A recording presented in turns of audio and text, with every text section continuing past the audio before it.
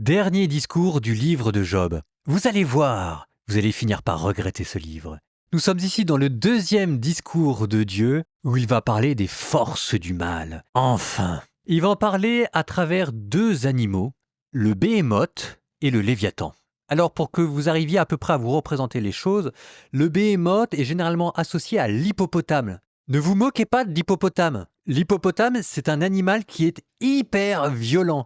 Et si jamais un jour vous vous retrouvez seul devant un hippopotame, laissez-moi vous dire une chose, vous êtes mal barré. Donc oubliez les images que vous avez de vos livres de biologie. L'hippopotame, c'est une sale teigne, c'est la terreur de l'Afrique. Et puis un deuxième animal, le crocodile, Léviathan.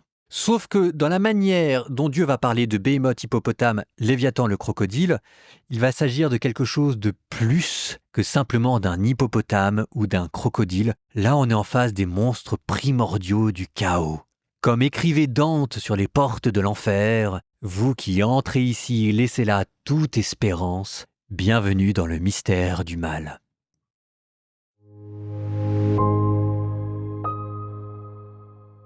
Le Seigneur s'adressa à Job et dit : « Celui qui dispute avec le puissant va-t-il le censurer ?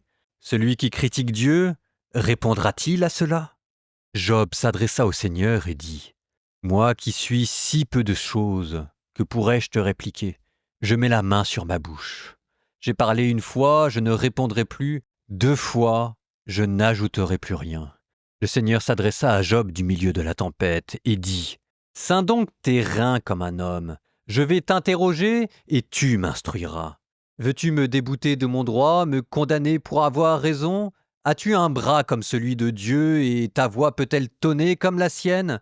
Pars-toi donc de fierté, de grandeur. Revêt-toi de splendeur et de majesté. Répands les débordements de ta colère. Regarde tous les arrogants et abaisse-les. Oui, regarde tous les arrogants. Terrasse-les, écrase sur place les méchants, cache-les ensemble dans la poussière et emprisonne-les tous dans le cachot. Et moi-même je te louerai, car alors ta droite t'aura sauvé. Vois donc Béhémoth, je l'ai fait, tout comme toi, comme le bœuf il mange de l'herbe. Vois donc sa force est dans ses reins et sa vigueur dans les muscles de son ventre. Il se raidit comme un cèdre, les nerfs de ses cuisses s'entrelacent. Ses os sont des tubes de bronze, ses membres comme des barres de fer. C'est lui la première des œuvres de Dieu. Son Créateur lui fournit un glaive. Les montagnes lui payent leur tribut, ainsi que toutes les bêtes sauvages qui s'y ébattent. Sous les lotus il est couché, dans le secret des roseaux et des marais. Les lotus le protègent de leur ombre, les saules de la rivière l'entourent. Voici que le fleuve grossit. Lui ne bronche pas. Le Jourdain jaillirait-il vers sa gueule ? Il resterait calme. C'est par les yeux qu'on va le prendre. Avec les crocs lui percer le naseau. Et Léviathan, vas-tu le pêcher à l'hameçon et lui serrer la langue avec une corde ? Lui passeras-tu un jonc dans le naseau et d'un crochet lui perceras-tu la mâchoire ? Va-t-il redoubler envers toi les supplications et te dire des mots tendres ? Fera-t-il alliance avec toi ? Le prendras-tu pour serviteur à vie ? Joueras-tu avec lui comme avec un oiseau ? L'attacheras-tu pour tes petites filles ? Sera-t-il mis en vente par tes associés et débité entre marchands ? Cribleras-tu de dards sa peau et sa tête de harpon ? Pose seulement la main sur lui. Imagine la lutte, tu ne continueras pas. Vois, la témérité est illusoire. Rien qu'à son aspect, n'est-on pas terrassé ? N'est-il pas cruel dès qu'on le réveille ? Qui donc oserait-il me tenir tête ? À moi ? Qui m'a donné d'avance que je doive le payer en retour ? Et tout ce qui est sous les cieux est à moi. Je ne passerai pas ses membres sous silence, ni le détail de ses prouesses, ni l'élégance de ses proportions. Qui a jamais soulevé le devant de sa cuirasse ? Qui pénétrera dans sa double denture ? Qui a jamais ouvert les battants de sa gueule ? Autour de ses dents, c'est l'effroi. Son dos, des rangées de boucliers étroitement rivés par un sceau, si rapprochés l'un de l'autre que l'air ne passe pas entre eux. Ils adhèrent l'un à l'autre, pris ensemble, sans fissure. Ses éternuements font jaillir la lumière. Ses yeux sont les paupières de l'aurore. De sa gueule partent des éclairs, des étincelles de feu s'en échappent. De ses naseaux sort une fumée comme d'une marmite chauffée et bouillante. Son haleine embrase les braises, et de sa gueule sort une flamme. En son cou réside la force, devant lui bondit l'épouvante. Les fanons de sa chair tiennent ferme, durs sur lui et compacts. Son cœur est dur comme pierre, dur comme la meule de dessous. Quand il se dresse, les vaillants prennent peur et se dérobent par crainte des coups. L'épée l'atteint, sans pouvoir s'enfoncer, pas plus que lance, trait ou javeline. Il regarde le fer comme paille et le bronze comme bois vermoulu. Le tir de l'arc ne le fait pas fuir. Pour lui, les pierres de fronde se changent en fétus de paille. La massue lui semble un fétu. Il se rit du sifflement du javelot. Son ventre est garni de tessons pointus, herse qu'il traîne sur la vase.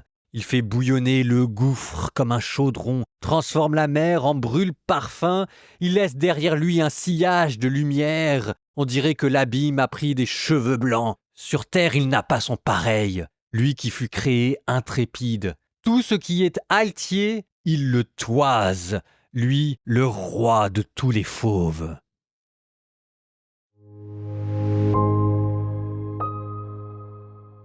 Alors là, vous savez, c'est extraordinaire. On est parvenu au sommet de la révélation et aucun commentateur n'arrive à comprendre exactement ce qui s'est passé. Donc probablement, c'est pas moi non plus qui vais y arriver. Mais c'est amusant de voir comment est-ce que dans tous les textes que j'ai en face des yeux, tout le monde botte en touche. Alors, il y en a qui vont me dire, qui vont s'amuser simplement à décrire et à reprendre et à paraphraser le texte. D'autres qui vont m'expliquer que là, c'est amusant parce que d'habitude, c'était plutôt une inspiration mésopotamienne et que là, l'hippopotame et le crocodile, là, ça nous ramène du côté de l'Égypte et du dieu Horus qui, il est vrai, combattait le mal sous la forme de l'hippopotame et du crocodile, au point que la chasse à l'hippopotame est devenue dans l'Égypte un acte sacré. Bon, très bien, mais ça ne nous avance pas plus. Vous avez encore d'autres qui vont nous dire, non, en fait, c'est peut-être moins un hippopotame qu'un buffle. Bon, très bien.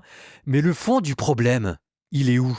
Bon alors, une fois que je dis ça, que les choses soient bien claires, moi, ce que je vais dire là maintenant, on fera ce qu'on pourra.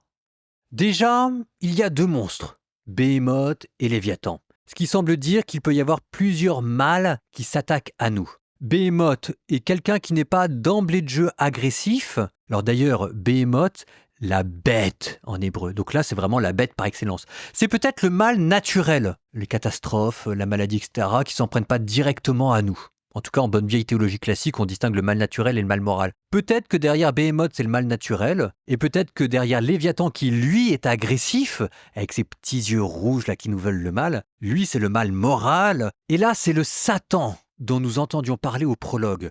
Le Satan dont nous entendions parler au prologue ressemblait plutôt à quelqu'un, un serviteur courbé qui vient chercher la petite bête dans le conseil divin. Là, c'est le serpent de la Genèse qui est maintenant devenu un dragon. Le tortueux que vous retrouverez plus tard dans l'Apocalypse, le dragon qui essaye d'engloutir et la femme et le bébé qui va naître.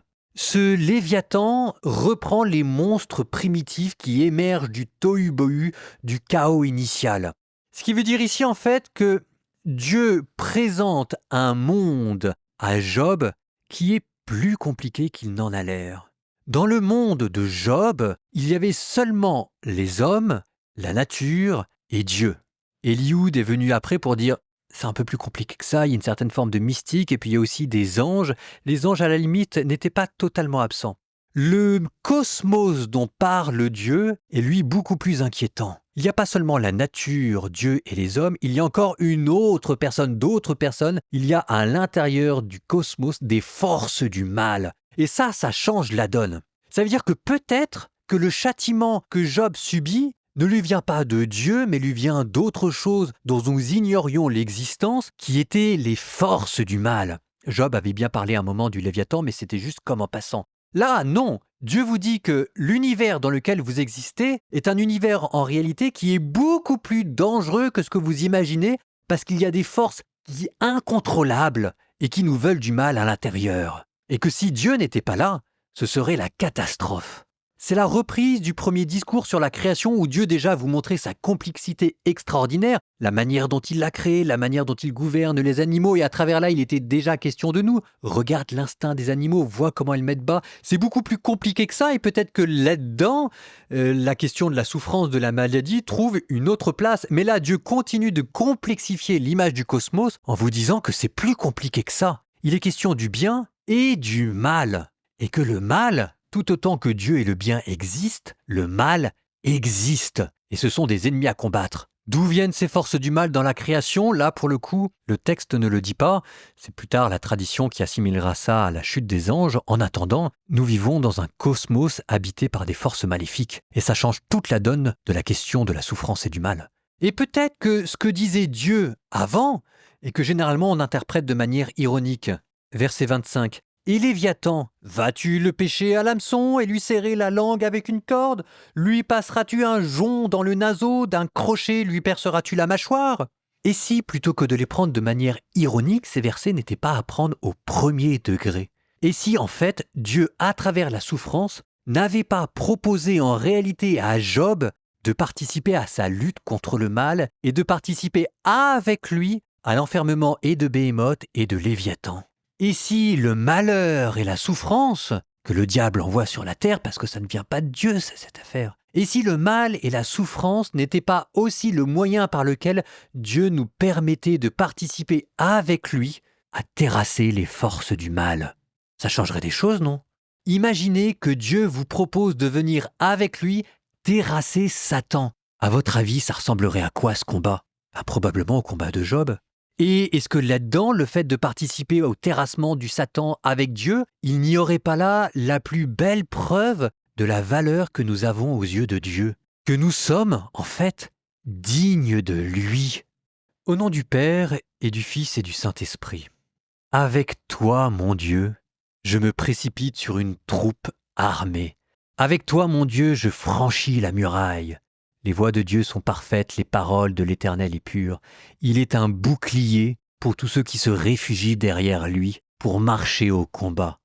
Qui est Dieu sinon le Seigneur, le rocher sinon notre Dieu? C'est lui qui nous donne la force, qui trace le chemin, qui rend nos pieds agiles comme les biches, qui nous fait tenir debout sur les hauteurs. Il exerce mes mains pour le combat, et mes bras tendent l'arc de bronze. Que Dieu vous bénisse, le Père, le Fils et le Saint-Esprit.